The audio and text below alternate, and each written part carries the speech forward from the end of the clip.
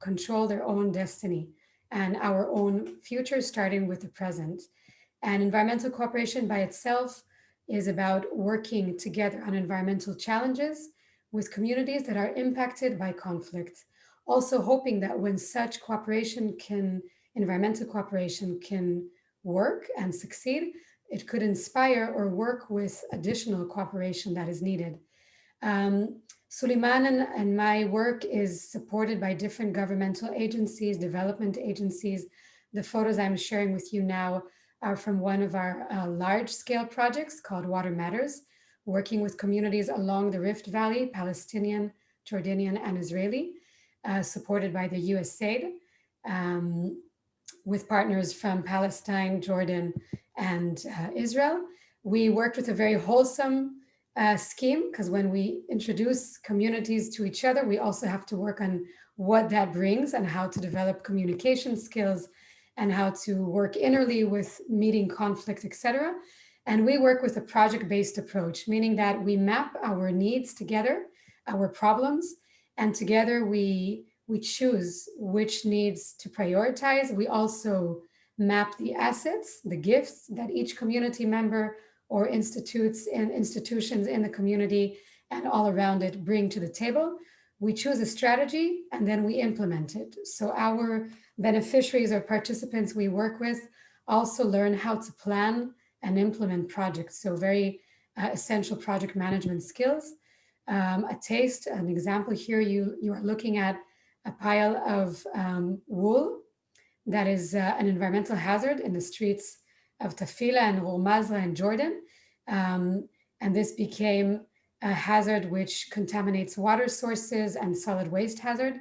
And the community members got together and decided to take this wool and turn it to yarn using the local traditional knowledge of, for example, from Ahmad, of how to work this wool into yarn and later on create with a first Jordanian Israeli women cooperative, how to create products that are later on sold in a shared business platform. Here you can see a cooperative called Bless Your Hands. This is an initiative created by communities from Jordan and Israel from the Southern Arava through the process that I mentioned, where they were the ones to choose such a scheme where they can both preserve traditional environmental knowledge, take care of the well-being of the communities through economic well-being, and create a platform together. And we have additional examples when our work, again, is a wide scale. We don't limit ourselves to scientific research. We influence the economic and social political spheres as well. And the examples our speakers will introduce will combine a lot of research and other case studies from the region and around the world. And I'm very, very happy that all of you can be with us. So I'm happy to introduce our first speaker. Yes? Just before we introduce the speaker, I think it's very important also to mention that the Jordan Israeli Center for Community Environment and Research is actually one of the research centers at the Arava Institute for Environmental Studies. That's where actually both of us, Rina and myself, met for the first time 14 years ago. And since then, we had the chance to work together on what actually we are generating right now. Sorry, go ahead, Rina. Yes.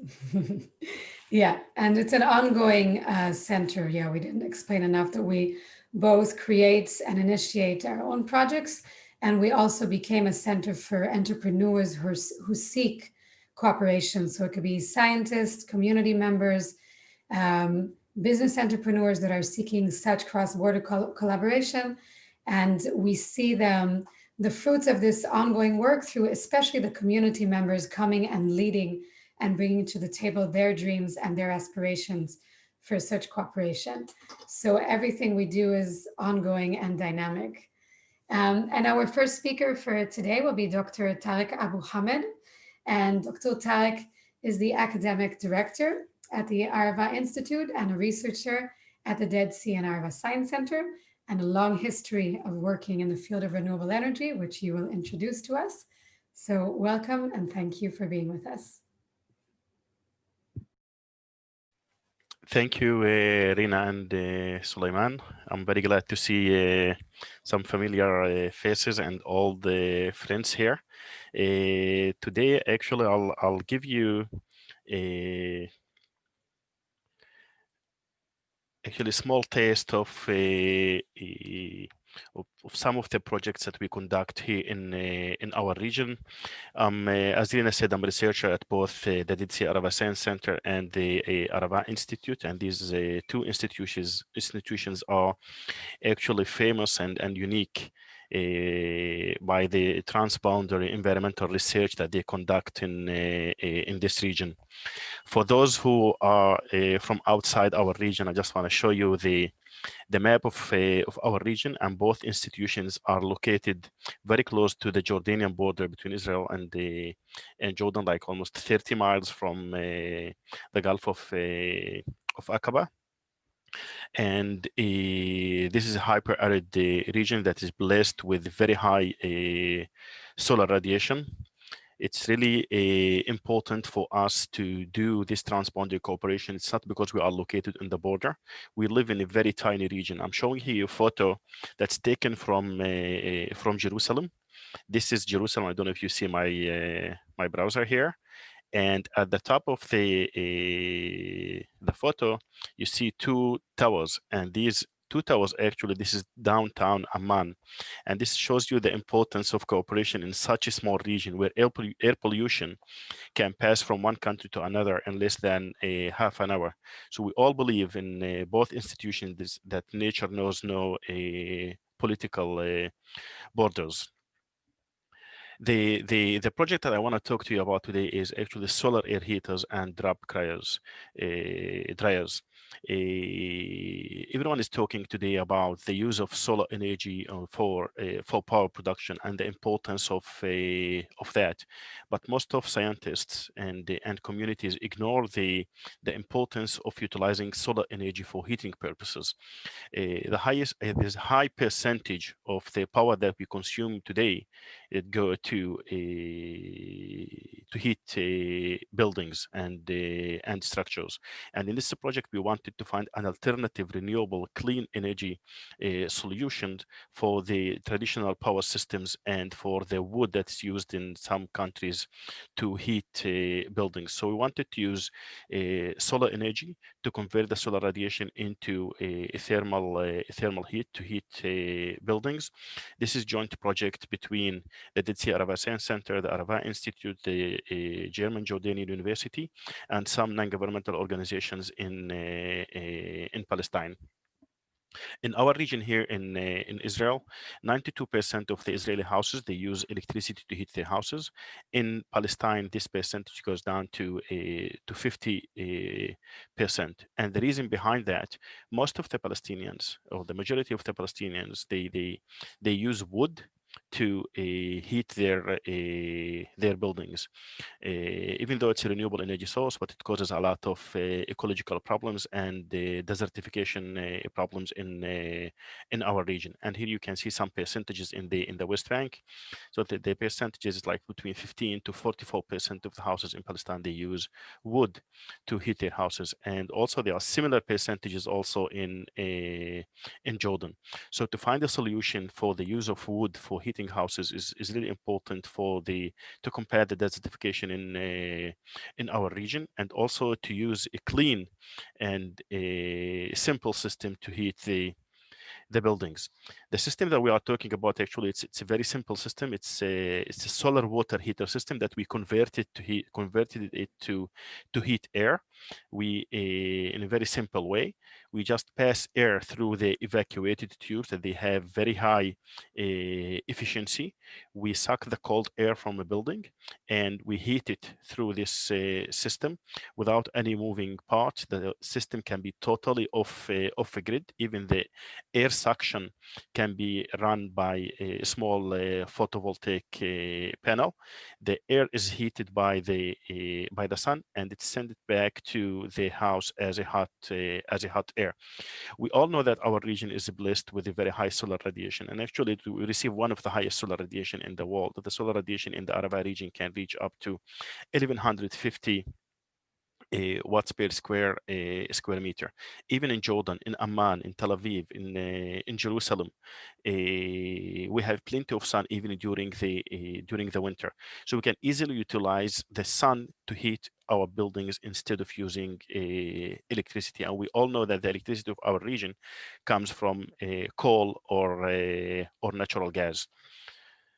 Here are some results that I wanted to share with you from our research. We were able actually to heat the air from 15-20 centigrades to 120 centigrades, and this is a huge success. This result allowed us to actually to control the amount of air that we heat through the system, and this was give us another opportunity actually to explore other uses of solar air collectors, which is to dry the crops and to give the farmers in Palestine and also in Jordan the opportunity to dry their crops and to store them and maybe sell them at higher prices when the demand go up for the dried crops.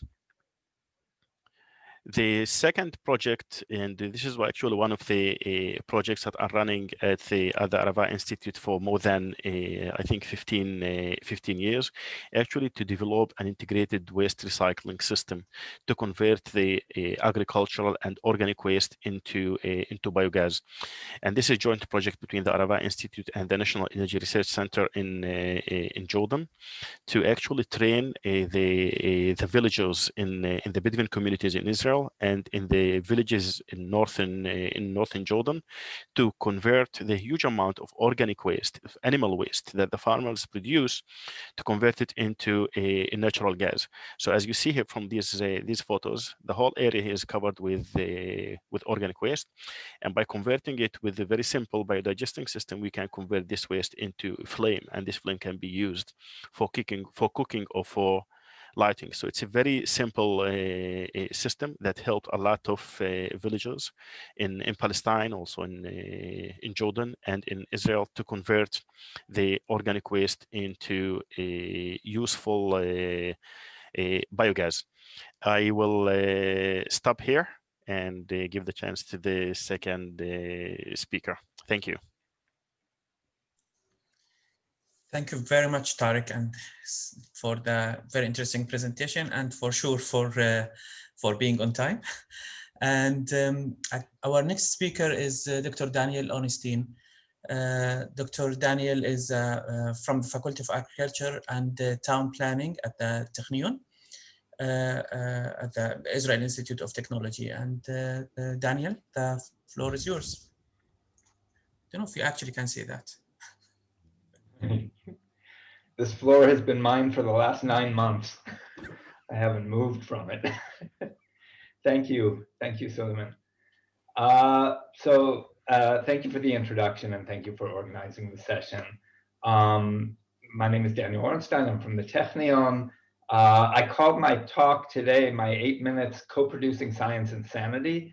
I'm a scientist, I'm a social ecologist, but a lot of my projects have been in these kind of trans-border, transnational contexts. And I'm glad to see the people on the panel, because most of the people that I work with are actually here, and they'll be able to introduce themselves and represent their projects. This is a little bit of a history of my engagement in transnational projects. And I was surprised when I put this together, because I just put it together for this panel, and actually I have 20 years of doing these kinds of things already. And it all starts where we all started, at the Arava Institute for Environmental Studies.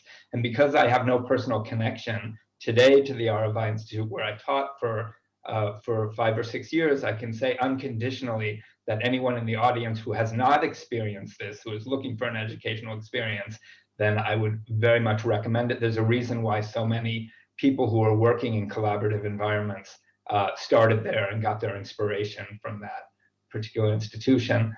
I went on from teaching at the Arava Institute to doing my PhD at Brown University. And while I was there, I initiated a project called the Middle East Environmental Futures Project, which brought together 40 or 50 academics, Palestinian and Israeli academics to kind of map out future environmental challenges that may be best dealt with in a collaborative environment. That project lasted for about 5 years. And when I came back to Israel, I started once again working in the Arava on a project called the Transborder Study of Ecosystem Services. Ecosystem services are the benefits that people receive from ecosystems for their well-being, either material or immaterial.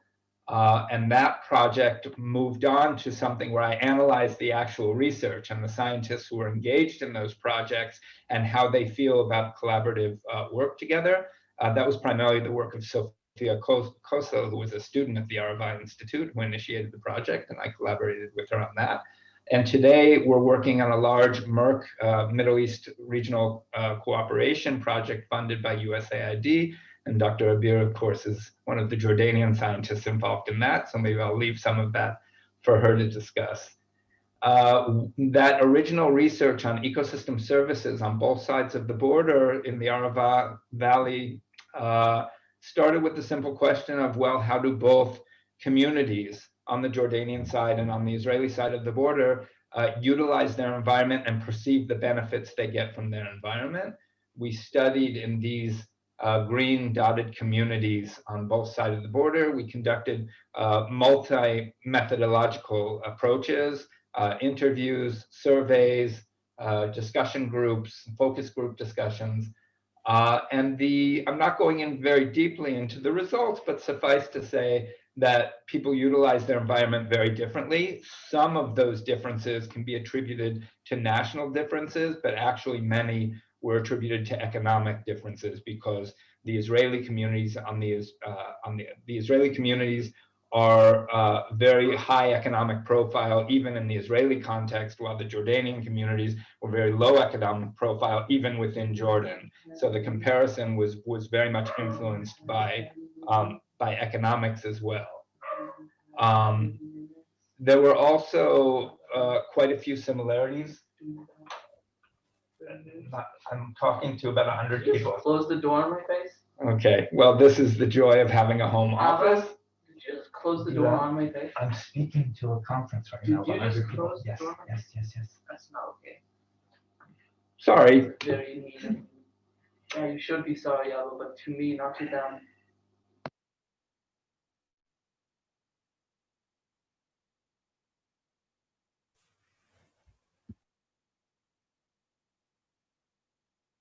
Yeah, we know how it is to have children at home while trying to do Zoom sessions. It's okay. We understand.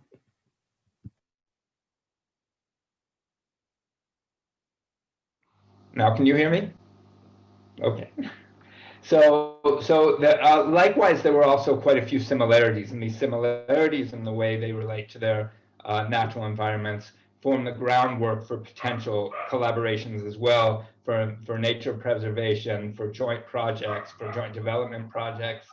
But what that project led to a broader framework of research from a socio-ecological perspective that integrated stakeholders, the same people we were interviewing, into a broader look at the region's environmental challenges and studying these challenges from the perspective of the residents themselves.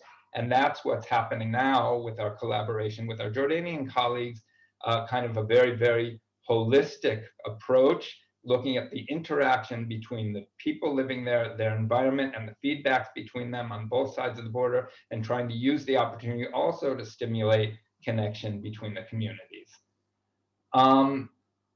2 slides, and then I'll conclude. I don't have the timer on my screen, so I don't know how much time I have left. But 2 slides to conclude. One is what I learned about Palestinian-Israeli collaboration from working in that Middle Eastern Environmental Futures Project. And I just put one lesson here because it was the most profound lesson that I learned from it. My perspective coming into those collaborations was this picture you see in the middle. Palestinian scientists, Israeli scientists coming together and working together on common challenges. What was missing for me as an Israeli researcher, and perhaps this is very well known to the people sitting around the table in this discussion, but for me it was new, was that we also had to be taking this into account. The fundamental inequality of the two people coming together to collaborate, where one had an easy ride from their office to the meeting place in a train with breakfast and coffee, etc., and the other scientist having to go through hours of traveling through roadblocks and through checkpoints just to get there. And that's not taking into account the social pressures around whether you're an Israeli or Palestinian cooperating in this project.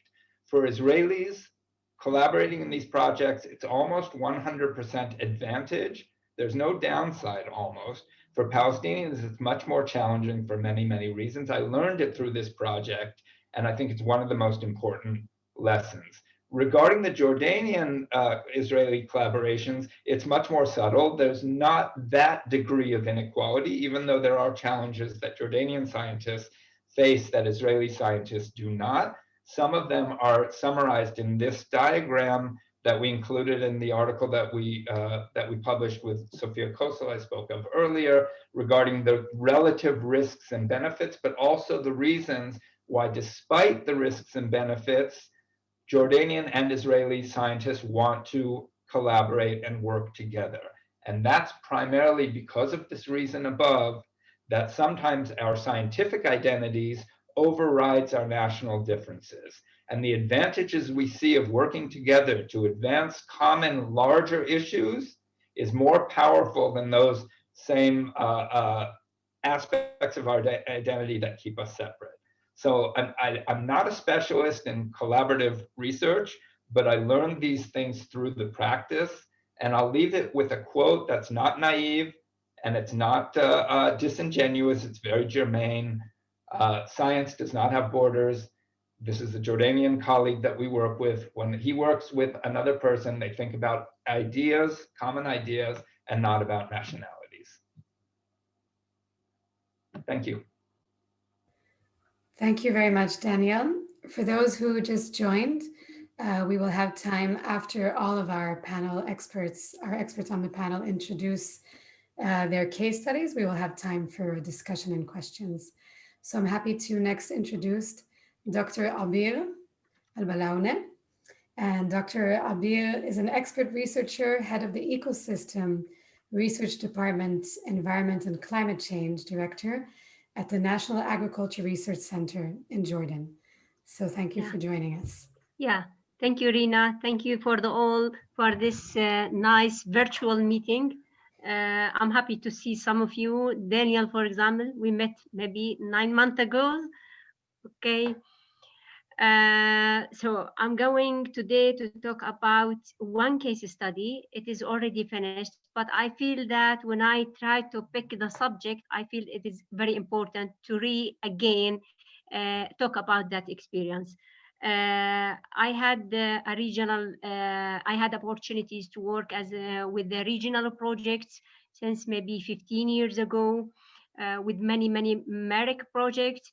I'm lucky to be for a project as a PI, the last one or the current one, which is active regarding the ecosystem services in Wadi Araba, and our partner is the Araba Institution.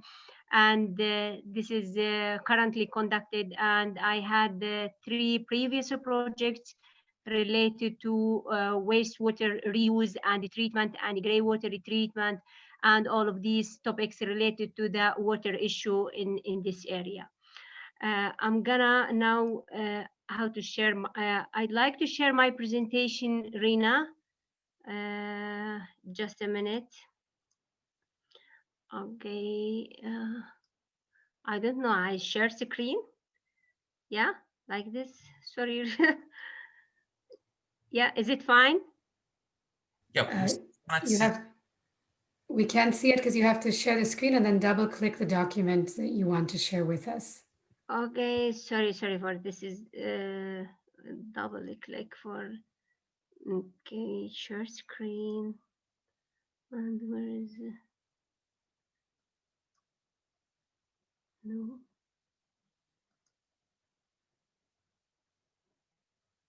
Okay, just a minute, sorry for that.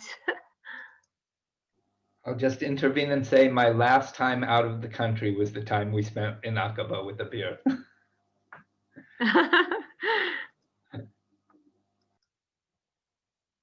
Okay. Yeah, I didn't see that the meeting. Where's the file? Is it fine now? No? No, we see your file. Yeah, we see the folder. You need to Yeah, I'll do that double click. Yeah. Is it fine now? No. What you need to do when you share screen, it gives you a list of all the different open applications. You need to select No, the. yeah, I try to do that, Sulaiman, but this is share screen. Okay.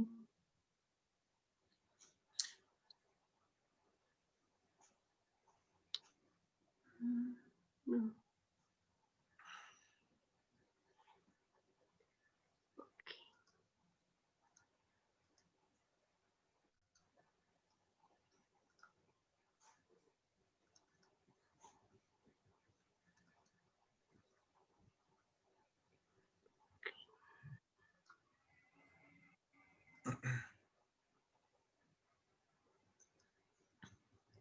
Yes, now Yes. it's fine. Is it fine now? Yeah, it's not in slideshow mode, but Okay.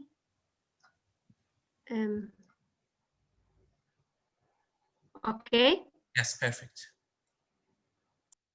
Yeah. Okay. I'll talk about the challenges and opportunities to expand and the reuse of treated wastewater in the MENA region.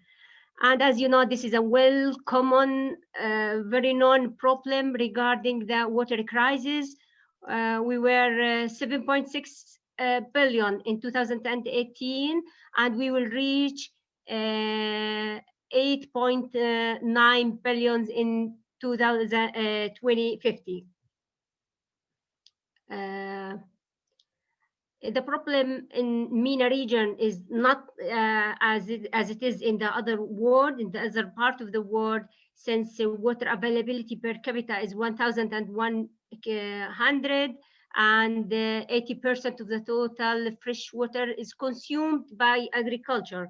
For example, in Jordan, the water availability per capita is 145 cubic meter, and we expect that it will reduce to 91 in the 2050.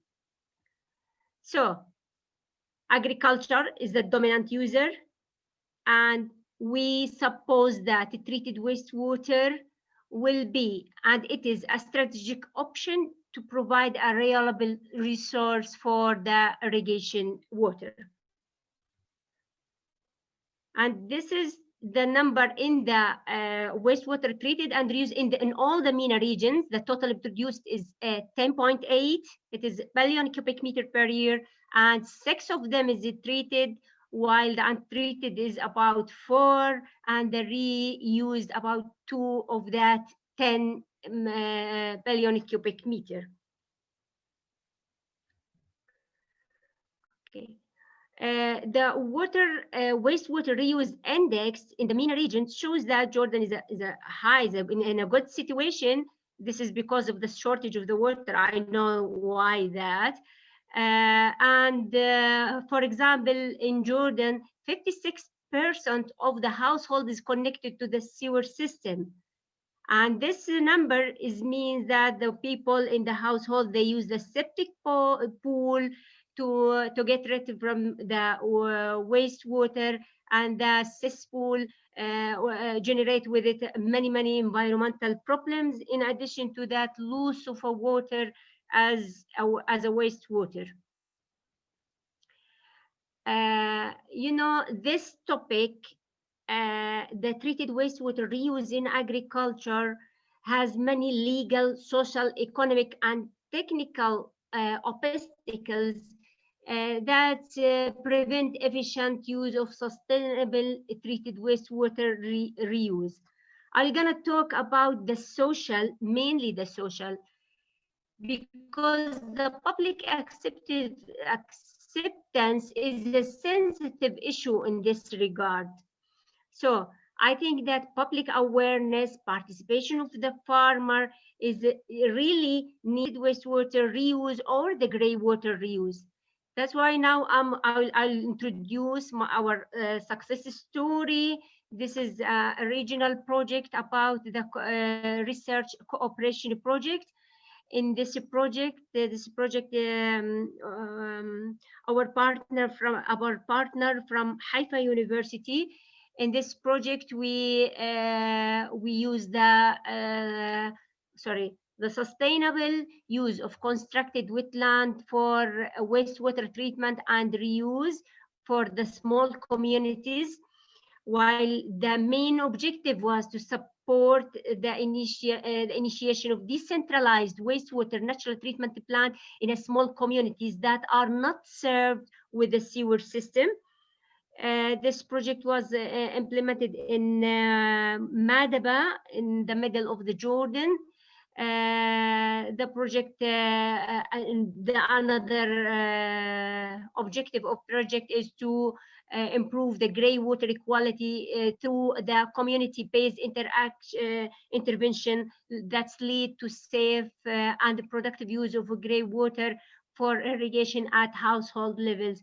And that's why I try to collect this topic, because we use another special stakeholder engagement process in that project. For example, we started from the pre-project awareness sessions that were held in cooperation with the local societies for all the intended stakeholders. This is the first step, and it was before mainly before the project activities were started. And then meetings were organized with the project partner to discuss the scope and application aspects, activities, timetable, and determine the contact person. After that, field visits for the potential gray water pilot sites were conducted, and the local association had a significant role in selecting the project pilot site. So the local association feel that this is their own project, and they are participated in selecting, implementing that project. Again, on-site training for the gray water reuse. Mainly, we focus more and more about for the women interaction, women training, interaction, and cooperation. Outcome of that project, that the project participants initiated by a local women committee, and after that, all the project beneficiaries initiated a gray water reuse society. This is like initiatives from the project beneficiaries. And that project serves as a hub for a capacity building and technology transfer between the main communities and all the collaborating sites in Lebanon and in Palestine. And this is a list of publications from this project, from the wastewater and gray water projects.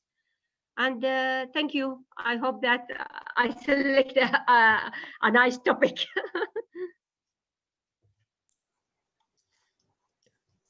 Thank you, Abir. Yeah, you are welcome. Yeah. So next, I would like to present two speakers. Our two speakers from outside the region. So we tried to have a balance of related topics from the Middle East, from Jordan, Israel, and Palestine, and some case studies from outside the Middle East. So I would like to present both Professor Asim Zia, and I have to read this actually. It's excuse me. So Professor Asim is a professor of public policy and computer science at the Department of Community Development and Applied Economics and Department of Computer Science at the University of Vermont. And he is the director of Institute for Environmental Diplomacy and Security and the co-director of Social Ecological Gaming and Simulation Lab fellow at the Gond Institute for Environment. And also, I would like to present, to introduce Dr. Susan Scorbotti. Is that the right way of? I think Susan will correct my my pronunciation of her last name. And Susan is the director for the Center for Advancement of Public Action at Bennington College in Vermont. Yeah, so both Asim and Susan, it's the floor is yours. Suleiman, thank you very much. Susan and I were going to co-present this for this kind introduction. I really appreciate both of you for inviting us to participate in this conference and this session. I'm just going to briefly talk about some of the transboundary watering cooperation network that's kind of focused on the genesis of it, but our work is focused on using environmental diplomacy approaches for resolving persistent transboundary water conflicts in the Indus, Jordan, Mekong, and Amazon basins. But since I was told to just focus on the one case study, so I'm just going to a little bit focus on Indus in a little bit more detail than the other basins that we've been working on. So our first take-home message is that transboundary water conflicts, if not resolved, may lead to many more water wars in the 21st century due to accelerating climate change, population explosion, unsustainable economic development, increasing inequities, and poor governance. And the list can go on and on, but I just want to say that the reality of water wars in 21st century is very real. But if we can think about reflexive and anticipatory governance approaches that human societies are imbued with, our second message is more optimistic, and that is that our transboundary water conflicts and consequent water wars are not inevitable. Shared governance, cooperation, diplomacy treaties, and multi-level institutional mechanisms can be designed to foresee the risk of water wars and conflicts, institutionalize water rights of all riparian partners, and enable access to clean water for human and ecological populations. In the Indus Basin, we've been doing work. Essentially, this is a book that you can see on Amazon. It was published by United Nations University, where in 2016, Imagining Industan, Overcoming Water Insecurity in the Indus Basin, where we talked about the transboundary data sharing and resilience scenarios in collaboration with the previous director of Institute for Environmental Diplomacy, Salim Ali. But our main focus there was the Indus Basin Treaty that was set up by the World Bank in 1960. That's the track one negotiations that were done, and 3 rivers were given to India and 3 to Pakistan. But China and Afghanistan are part of the Indus Basin as riparian partners, but they are not included in the treaty. So we want to, and the treaty does not account for the climate change effects either, because it was set in 1960. So we are trying to understand how we can improve upon the existing treaty using track 2 and track 3 negotiations. And that's where the science and planning and those aspects come very important. Okay, in that space, we've been also working on food, energy,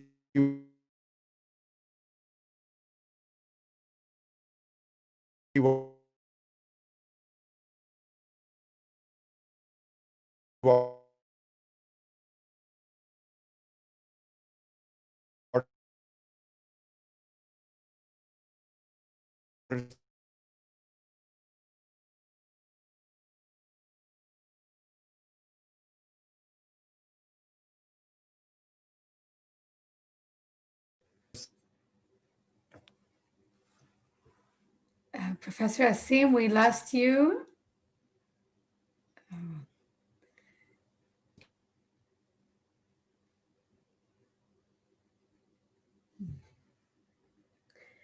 Susan, would you like to pick up in the meantime until Professor Asim can return? Yeah. Welcome, everyone. I feel it's just wonderful, I do want to say, to always hear from people around the world who are working on such important work. as we're all doing. So I just wanted to thank everyone first for that.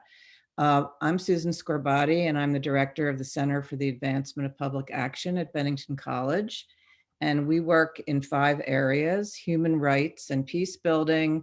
We do a lot of work in forced migration and incarceration reform. We work on the environment, food, water, and energy. We're particularly working with a big grant right now on addressing food insecurity, as we all know, a pressing, getting a bigger and bigger problem around the world with the pandemic. Art and public action. We work with artists who are working in their communities for the public interest. Public policy and strengthening democracies. I'm currently teaching a course with 3 of our students who are very involved in the protest movement in Belarus right now, and bringing in a lot of political activists, journalists, director of the Belarus Free Theater, to a class that we're having right now through the miracle of Zoom. And then finally, education. So in today, I first want to say the importance of collaboration, that, I'm so thankful for our collaboration with Asim Zia at the University of Vermont. I truly believe that, we cannot do alone what we can do together, right? And I'm very interested in complex systems and complex adaptive systems. And the whole premise of that, as we all know, right, is the sum is greater than the parts. So it's really, truly a reality that we can do better and do more when we work together, as opposed to being alone. So I wanted to just tell a true story about the forming of TWIN. And as Asim said, TWIN is the Transboundary Water and Cooperation Network. And hi, Asim, are you back? Yeah, I'm sorry. The internet dropped on me, so I don't know. That's fine. I'm going to just tell the true the story that happened in the forming of TWIN, and then turn it back over to you, Asim, to finish the case study. Yeah, that's fine. Perfect. Thanks. Okay. So in 2016, I had a colleague at Bennington College who was doing research in Afghanistan. And he knew that I was very passionate about water issues, and I'm also a professional mediator, and I've mediated hundreds and hundreds of multi-party disputes. So I'm always very interested in any new multi-party conflict and the dynamics of it and what's possible to resolve them, or at least to transform them in certain ways. So he sent me this paper, and it was from the Afghanistan Research and Evaluation Unit. And it was called Developing Transboundary Water Resources: What Perspectives for Cooperation Between Afghanistan, Iran, and Pakistan. So normally this is not a very lengthy research paper, not something I would have read myself necessarily gone through, but I started to read it, and it was remarkably well written. It was so clear. It was really interesting in the way that it was written, and it engaged me and pulled me in, and I read the whole thing. And I was like, wow, this is really impressive. It was funded by, I believe, the European Union, but it was 100 interviews with people on the ground in Afghanistan in particular, but some interviews also in Iran and Pakistan. And the recommendations were basically, and they were in bold, so it was very clear and very strong: incentives for public debates on transboundary issues needed to be supported to help, and here's the interesting words, depoliticize and desecuritize the topic. So that was one recommendation. Another was efforts need to be made to demonstrate the value added of a possible cooperation scenario. And it said more research needs to be undertaken to understand the views of local actors in the concerned basin, as no sustainable solution can be designed without the endorsement of local water users. So I thought, well, wow, these recommendations are very solid. How amazing that they did this and were able to conduct this. So I wrote an email to the director of the AREU, the Afghan Research Evaluation Unit. And I just said, I just want to commend you. I don't know if people, contact you, but I want to commend you on how well done I think this study is and how exciting it is that you made these recommendations, and not expecting to hear back from her. And I got an email right back that said, "Dear Susan, thank you so much for this, thanking me and recognizing the work that was put into this study and research." And I said, and then I wrote back and I said, "Well, what's happening with the recommendations? It was very exciting. What's going on?" And she said, "It's just sitting on a table." There was at least $500,000 spent on this research and it's sitting on a table and it's not going anywhere because nobody's going to take it anywhere. And I said, "That is just terrible. That is so horrible." So I said, "Well, we have a little bit of money. Like, would it be possible to bring some of these 100 participants, if you identified them, together to start to act on these recommendations? Even though we're in Vermont, it seems ridiculous that they would come to Vermont to start to talk about this so far away from home, but it's something." And she wrote back immediately and she said, "That would be amazing. Here's the list of people. You contact them. Let's see if you can make it happen." So I contacted them. It was about 20 of the people, the involved community groups and other people connected to water managers, people connected to the governments. And they were all said, "Absolutely, we will come. If you have the money and you can bring us together, we will come." So that's what started this conversation over email between all of these people in that basin who had never communicated with each other before. And it was just started over email because of this idea to come together. And then because of President Trump, that we had problem with visas, so we couldn't get people to the US. And then this is where Asim and I, because Asim and I heard about each other. I needed Asim. There was no way to pull any of this off without Asim and his knowledge and his work in diplomacy and security. So we came together and we found the Dawson Center for Peace in Montreal, who was willing to host the meeting. And we ended up in Montreal. All to say that was 2016-17. We're now 2020. We have 55 partners in 5 river basins around the world. As Asim will tell you, the Jordan, Kabul, Mekong, Amazon, and Kali river basins. And people, for the most part, are communicating through Zoom and email and sharing so much important information. So I'm going to leave it at there and turn it back to Asim. I think I'll ask Reena and Suleiman, like, can I show like a 90-second video or do we have time for that? Okay. Yes. Great. So I think that's what Susan just described. We have a proposal that we submitted to MacArthur's 100M program. It's in their solutions database. And that kind of like 90-second video sums up the work that we are doing in terms of like science and environmental diplomacy. So it says host has disabled participant screen sharing.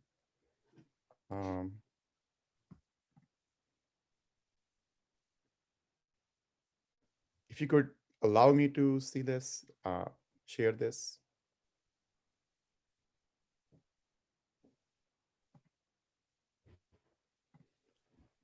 Well, in the interest of time, I would just kind of like, like since I'm not able to share right now, I'll just quickly say that we are working on setting up both using harnessing the satellite technologies, but as well as the field sensors and other kinds of data sets to make sure that people are able to understand across the transboundary system what is the access to water, what is the water quality.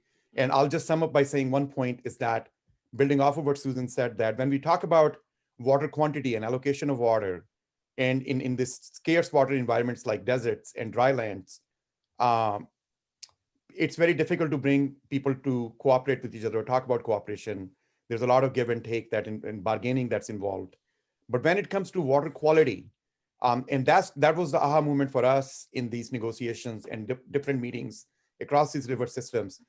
People, whether they are in highlands or lowlands, everybody cares about upstream or downstream. Everybody cares about water quality, and they want to maintain the clean water. They want to keep the fish alive in the water. They want to be able to access the ecosystem services. So a lot of the ecosystem service-based approaches are at the core of our transboundary water cooperation that's harnessed with all these latest technologies. So I think, I'm sorry that we couldn't show the video, but this is, you can see it on the solutions database. It's posted there. So, and I'll post the link for that in the chat. So thank you so much for this, and look forward to the conversation. Thank you, dear Asim and Susan. It's just when you stepped out and came back in, you were a co-host, and now it was, I asked them to bring you back as co-host. If we get a chance, it will be wonderful to see the short video. In the meantime, I see that we have some questions that are already coming in. And we will start with one question from our side, and then we will hear more questions from the audience. So our first question to this panel is about the cooperation and the science and environment being a goal or a method. For some people, the science itself is a method for collaboration. For some, the cooperation would be the vehicle or the method to achieve environmental protection and science and scientific research. So how do you personally address this question, and any insights you would like to share with us about this being the method or the goal? And you can leave your microphones open, and we will, you can start, and we will hear from all of you for this question, or as many who want to answer.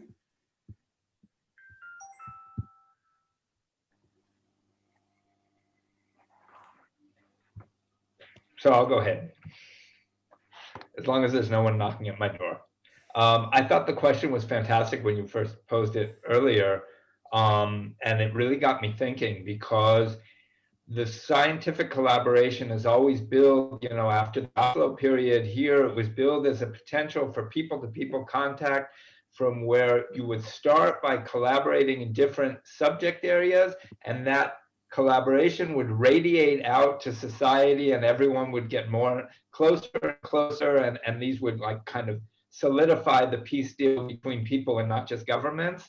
And my experience, unfortunately, is that that's not the case. Or not as much as we would have liked it to be. However, when you asked the question, I came to the conclusion that the science for science sake, the collaboration for collaboration's sake, can also be perceived as the goal, because it's also 100% positive experience. To create scientific knowledge with people that you generally wouldn't have the tools to collaborate with is the essence of knowledge creation. So I would say that despite the fact that it may not be radiating out and having much broader implications, I think that for the production of knowledge, it's been incredibly productive, a worthwhile investment. And I think in a lot of different contexts, that's why governments invest in science in the first place. Not because of what it might cause in the end, but that the scientific process continues, gets support, and knowledge is generated, whether it's applied or theoretical. That's mine. I want to elaborate on that. I totally agree with Daniel. Both them are correct and necessary to bring people together. We use the science as a bridge to bring people together. What we lack in our region here, it's not natural resources. What we lack is trust. When you bring scientists together, you actually restore that trust. We start with scientists, and that goes to societies and nations. I'd like to build on this idea of knowledge, and maybe pose that scientific research is pedagogy and action, rather than thinking about separating them from those two other areas. Because, having evidence be the communication tool for sharing information and then designing action as part of that process and not separate from the process, I just think is something that it's a different frame. It's a different way of thinking about what the work is.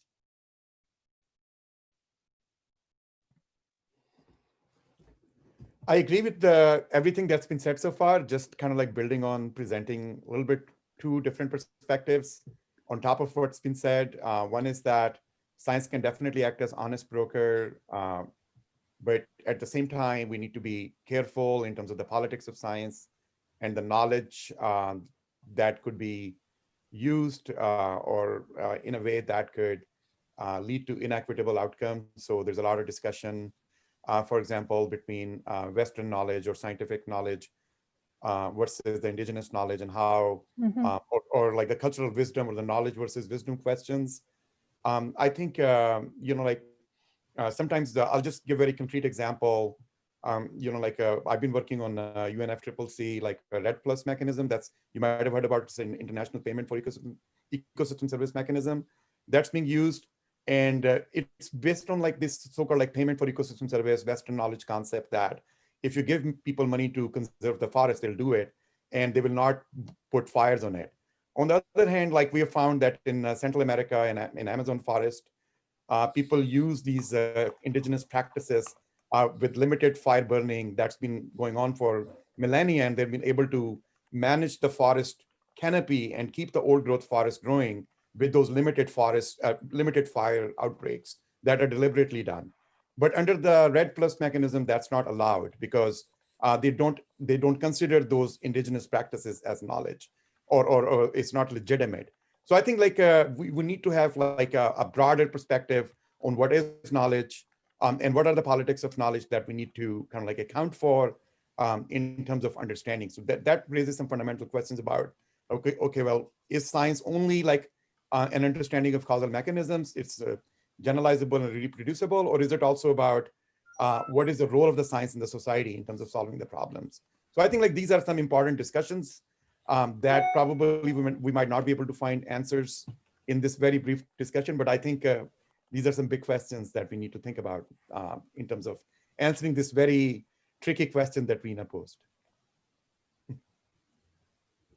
From my opinion, from my opinion, I think that all the time scientific cooperation will be the gate for attracting more cooperation. And with the time, each steps in that cooperation, in the scientific cooperation, will get more and more further cooperation in the other sides, in between the parties. So this is my opinion. Go ahead, Lina.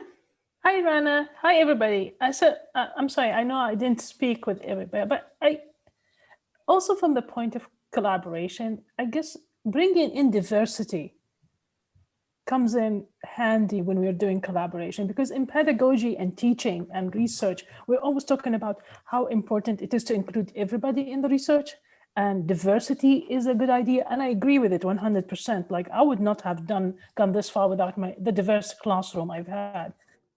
And working with my Israeli partners, or working with my American partners, and working. So I guess also, if we look at this from the diversity point of view, regardless of Arab, Israeli, Jew, Muslim, Christian, all that stuff, it comes in, it actually, in a way, it gives a 3D dimension to the collaboration, because we want to include everybody into the process rather than just focus on this group and that group. And that brings into the table also a different way of thinking. And that's what I find most attractive about collaboration, honestly, is the different way of thinking to reach the mutual goal, which is climate change seems to be the biggest deal for us now, especially with the COVID-19. We all need to come together. So I think these are just my 5 cents, and I'm really happy to be over here. It feels honestly like homecoming for me to be in this conference. So thanks very much for everybody who has spoke. Thank you. Thank you, and thank you for the inputs, and feel free to bring it for the other participants as well. We are also receiving some questions through the online chat platform. So we did see the question from Eric, and we will address it soon, about asking for more examples on the ground, and not only process and a mix of how this influences the local communities. And that's actually one of our next questions. So I hope we will get to that. Just before we move on to the next question, we did want to offer you, Asim, the opportunity to share with us the video. So we will give it one more try. Okay, let me we try. managed to get Thank you you. back as co-host. And then we will continue with the discussion.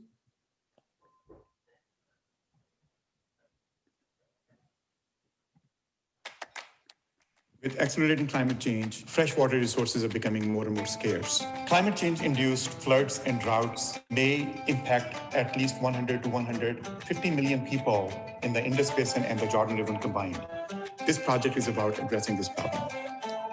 Access to clean water requires cooperation between different riparian partners in these large river basins. TWIN is a network of networks that brings together community partners from across these different river basins to set up and agree upon principles of ecological cooperation and environmental peace building. A unique partnership has been formed between the University of Vermont and Bennington College. This support from MacArthur Foundation will implement 3 specific solutions. We will plan to convene 20 meetings. We also plan to deploy cutting-edge, cyber-secure water quality sensor network with the communities and empower them to design their own solutions to address the problems of water pollution, but also water conservation. Our collaboration is really aimed at bottom-up grassroots social change. Cutting-edge, cyber-secure water quality sensors in Indus Basin, Kabul Basin, and Jordan River. The data is made available in open source apps. I think this is the way that we are doing action research, community-based research on the ground, but with scientific principles. And I think this partnership would have a lasting, sustainable impact. And this is really the passion, I think, in our life's work. Thank you. With accelerating climate change, freshwater resources. Thank you. I'm happy we managed to see it. I think it also answers some of the questions of seeing with our eyes and experiencing what the magnitude of this work and its potential. So Suleiman, would you like to lead us to the next question? Yes, and actually I would like to second what Lena mentioned about, by having the different components of the transboundary components, mainly people, that brings this challenge or these changes, these differences are actually making the whole process interesting, because that's what mainly leads to a new innovative way of dealing with the problem. Yeah, and then the question for the panelists, and also if anyone from the audience would like also to comment on that, is to what extent does research cooperation improve well-being of communities and their specific resilience in facing desertification and global climate change? Yeah, this is open for all the panelists.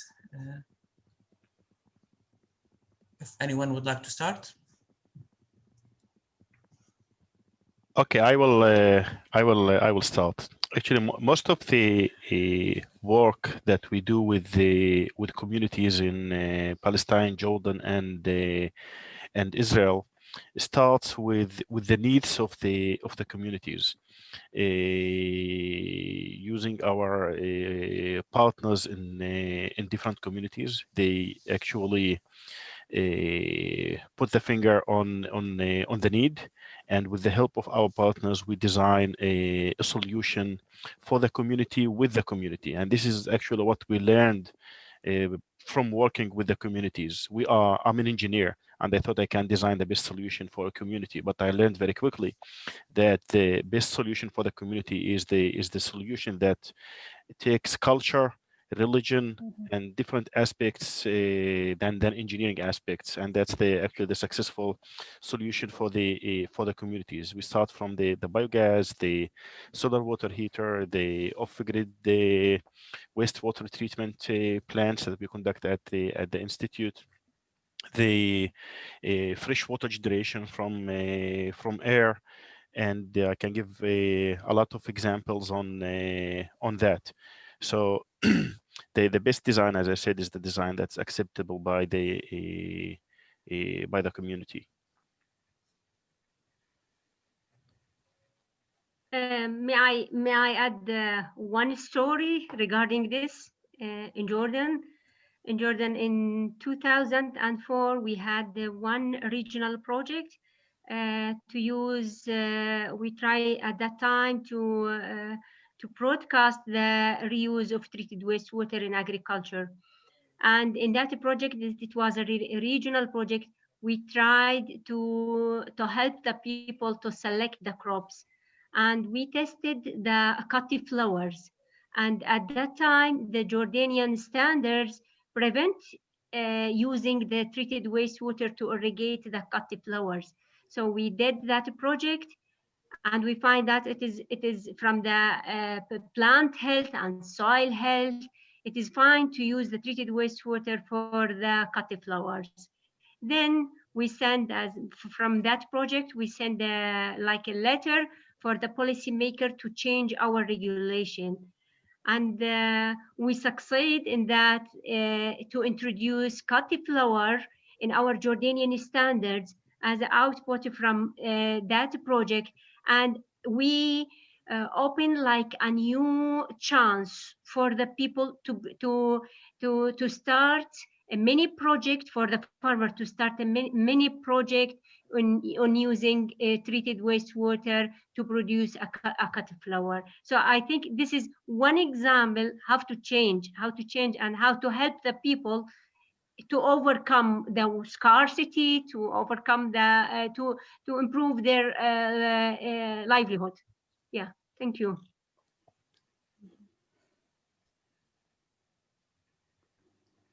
If I could just add a complementary component to what both Dr. Avir and Dr. Tariq were saying. What we do in the European Long-Term Ecological Research Network is to set up structures in which these conversations can occur. And actually, what Professor Asim showed us in the video reminded me of these structures where scientists and communities come together to dialogue about the issues that they need, and stakeholders relate to the scientists what their direct needs are on the ground. And Tariq gave his perspective from the exact opposite of the way that I approach it, but we meet exactly at that point.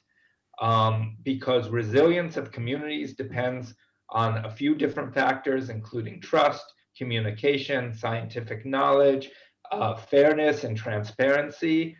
These are things that actually the pandemic has brought very close to the surface, of which societies are missing these components and which have them, which leaders can lead by example and by trust, and which have difficulties doing so. So that's what we're doing from the socio-ecological perspective, is trying to set up these community frameworks where people like the scientists on the panel can come and hear from communities and work together on community solutions to these problems, including climate change, including desertification. Thanks.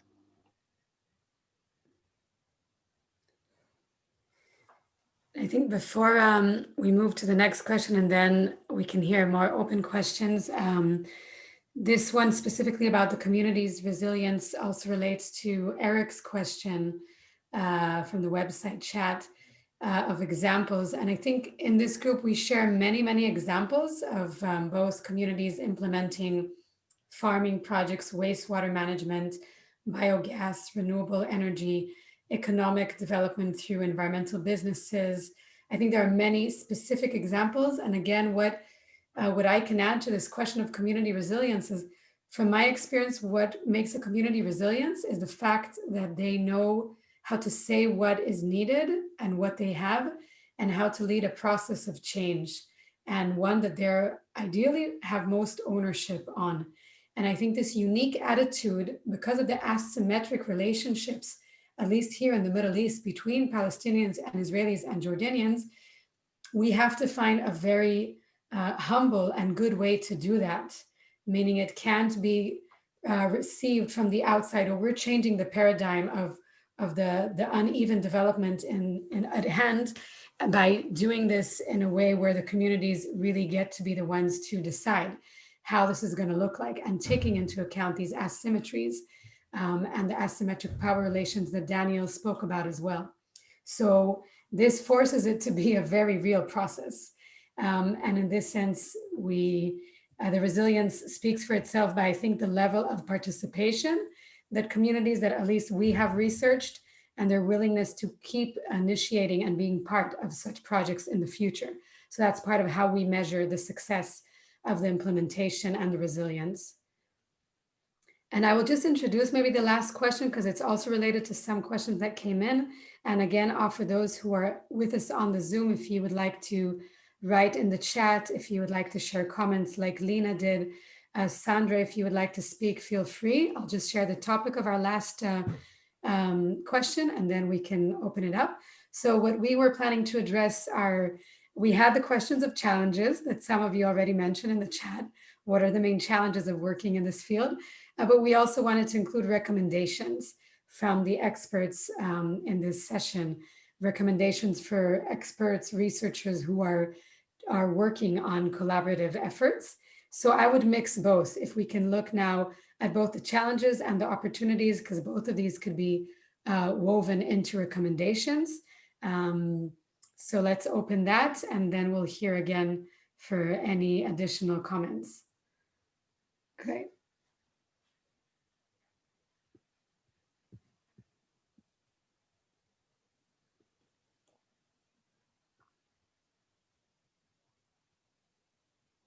So who would like to address the recommendations and challenges, addressing both of them? Yeah, me.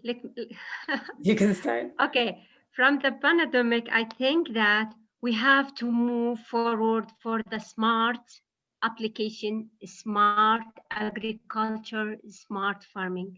So I think that this is like opportunities that we have to be linked with the community stakeholders, mainly might be farmer in more a smarter way.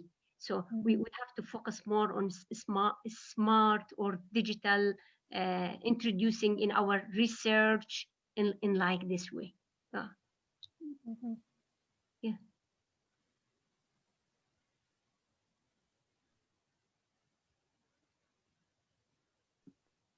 I think some of the challenges are understanding that every community is different, that even though we have things to share that are very important, I think listening to the people in a community and what their needs are, and helping them maybe even understand to define their interests, and making sure that the community, I think Lena had brought up about the diversity of voices, how important that is in communities, because often parts of communities get overlooked.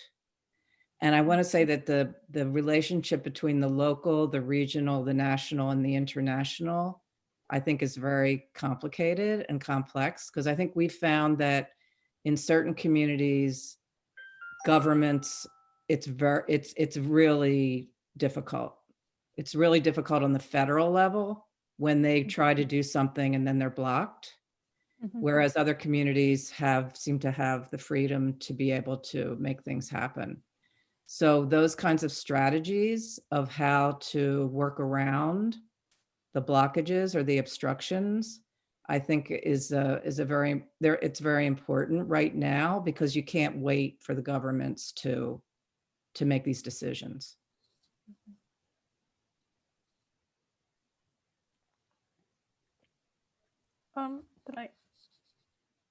Can I go for it? Yeah. So thank you for that too, Susan. But I guess also the thing that's coming into my mind after this period of COVID-19 lockdown that's really coming out of observation is we need to move with the challenges that came out from COVID-19 and incorporate it into the process of transboundary collaboration. So let's take, for example, I happened to be during the lockdown in North Jordan, and my observation in conversing with the people in North Jordan is completely from my observation when I worked in South Jordan.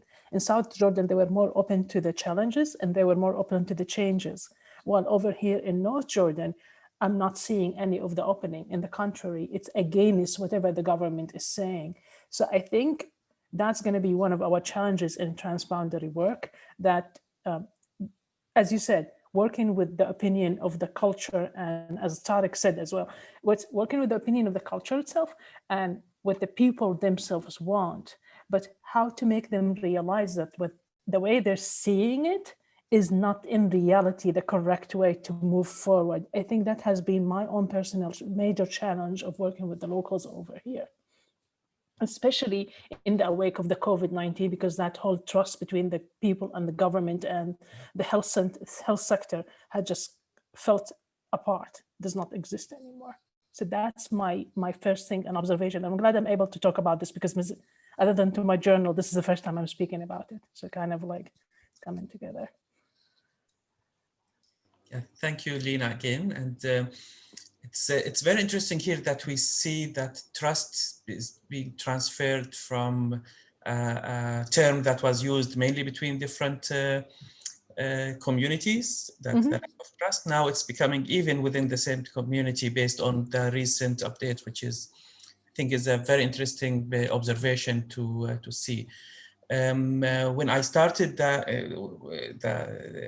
the session, I mentioned that the two communities in Jordan and Israel, in Wadi Araba, the Arava, they share mainly two things, but like the main difference between these two communities is where they are and what are their expectations. So if we look into the standard of living in these two communities, it's totally different. Like for a Jordanian to wake up every morning and to see how, living in Wadi Araba, to see how the other side looks like,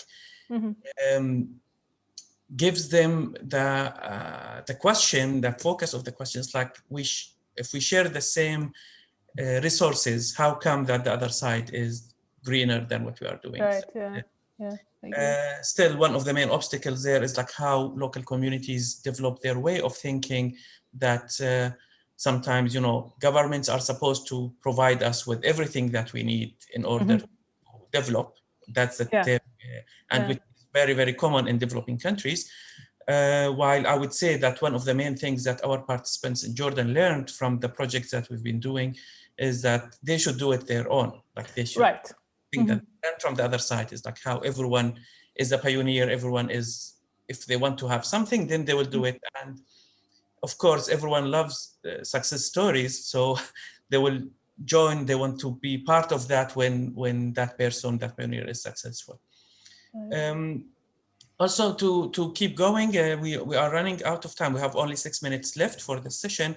So there are so many questions coming from Eric. I don't know if Eric how many of our comments and the discussion covered the points that he raised in the chat. And I think I would say one of his main questions was regarding the process and what techniques are used for people are working together, and which I think may refer to what some of the speakers mentioned about working with different communities and how to approach that. Also, Tariq mentioned that a little bit. Another question was mainly about the multilateral funding and how to get multilateral funding to support or to be interested in funding in arid regions. I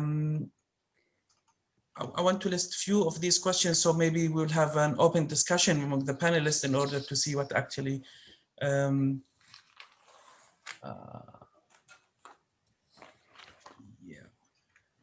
also to mention, as each panelist maybe can collect these and make final comments to one of the questions, I think some of us can include it, but a lot of this work is also to influence policy for rural development.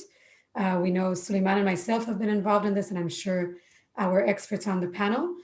So taking these case studies and understanding how to influence both allocation of resources on governmental and international levels, and also policy. And yeah, let's hear maybe final comments to address. It would be great to hear from each person. Yeah. Rina, may I start? So Eric has raised really excellent questions. I just kind of like probably try to address some of those. I think that especially the irrigation question, or the like, how is these technologies being deployed in transboundary context?